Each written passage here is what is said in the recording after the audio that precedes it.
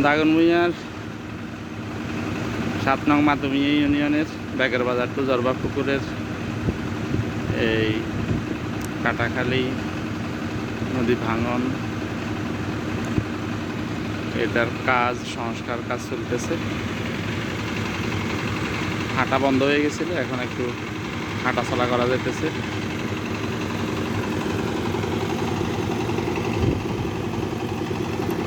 কাজ পুরো দমে চলতেছে।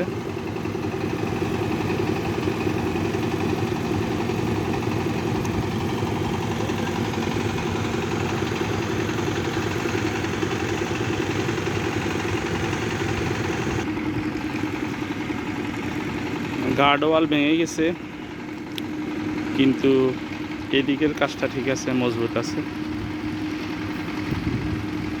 কাজ পুরো দমে এগুচ্ছে।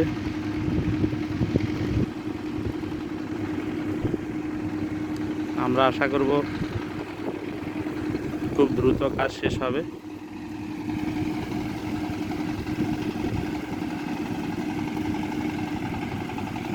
ধন্যবাদ সবাইকে।